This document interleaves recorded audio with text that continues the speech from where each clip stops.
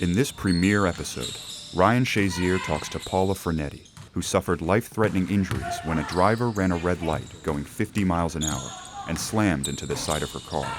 Ryan uncovers the physical and mental challenges Paula faced after the crash, and how she got back to living the life she loved.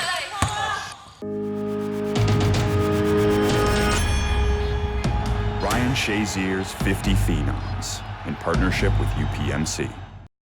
Me and you both gone through some traumatic injuries and things that a lot of people haven't had the opportunity to come back from. Can you please let me know a little bit about what happened in September? A speeding driver ran through a red light and it just brutally T-boned me on my driver's side door. And the impact was so hard that I literally thought I died. That moment to kind of piece together, like, what just happened to me? Was that like your experience too? Yeah. You know, I was just laying there, and it's a Monday night football game, and a lot of our games are during the daytime, so I'm just looking up at the lights, and it's almost like you couldn't hear a pin drop in the stadium. From that accident, I later learned that I had 7 pelvic fractures, 5 spinal fractures, a ruptured diaphragm, a punctured bladder, internal bleeding, and a concussion. I went from intensive care, like to regular hospital room, then to skilled nursing, and then I got home probably about a month after my accident. Yeah, I looked so forward to coming home, and then I realized I'm trapped. I had a hospital bed right behind you. I had a wheelchair that I was confined to, and I could only operate between this room and my dining room. And so I needed people to cook for me. I needed people to get water for me, to take a sponge bath, like everything. Feed my kitties, it was so humbling. I know you had a crossroad moment. Everybody has a crossroad moment. What are some of the things that you felt happened to you?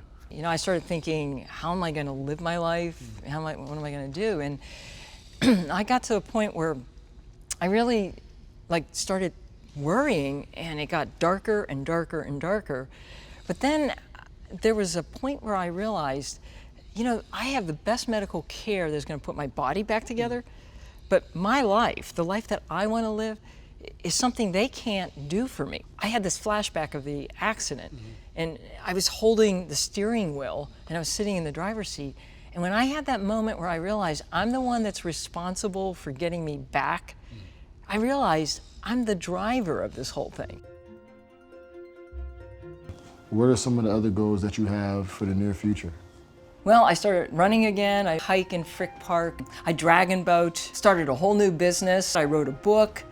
And every time there's something new that I think about doing, I go for it, because now I know.